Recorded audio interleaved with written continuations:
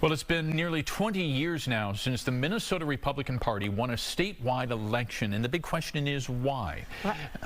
Right? Yeah, that was the question at the center of the North Star Summit today, and that summit is put on by the Star Tribune. Today's discussion focused on the future of the GOP in our state, and Fox 9's Rob Olson was there for that discussion. Joining us to break it down now. So, Rob, some of the speakers on stage really know what they were talking about because they've been in the political arena a long time. Well, yeah, among them, former Republican Governor Tim Pawlenty here, joined by two sitting Republican state senators, one of them the daughter-in-law of former Republican U.S. Senator Norm Coleman. Again, kind of harking back to an era in Minnesota when Republicans could win statewide office, something they've not been able to do. Governor Pawlenty, for example, saying that, the base is, firmly in the form of the MAGA politics here. That base will continue to show up, but to get the moderates, the independents, he said it's got to be more MAGA plus. Short version is the party's today is MAGA. I'm not viewed as sufficiently MAGA to win a primary or an endorsement.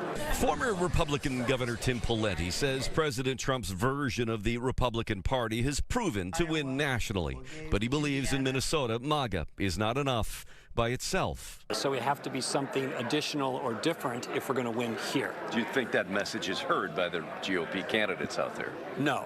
And so if we don't start getting more of those voices in, I don't see the future of the Republican Party. At this forum focused on the future of the GOP in Minnesota, Pawlenty was joined by Republican state senators Julia Coleman and Zach Duckworth, who all agree Republicans have a solid base at the voting booth, but falter winning enough independents that statewide candidates can often be too divisive to build coalitions.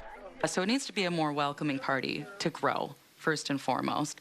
After we do that, we can maybe have the luxury of infighting, but until we get a statewide race again, we don't have that. Duckworth used public schools as an example, arguing the focus should be on better educational outcomes, which are slipping in Minnesota, rather than narrow, politically charged issues. That's why we have to roll up our sleeves, put politics aside, keep them out of the classroom, and focus on the academic success and excellence of our kids.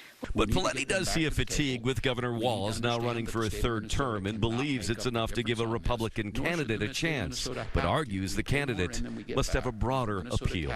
We haven't won since I last won, and you would think if the party loses in statewide elections long enough, they would actually start valuing trying to nominate candidates who can win, but they're just not at that point for whatever reason.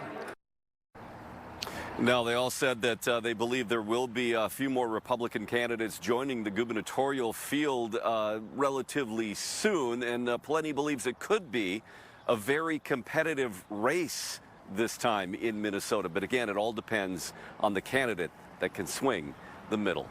Live in Minneapolis, Rob Olson, Fox 9.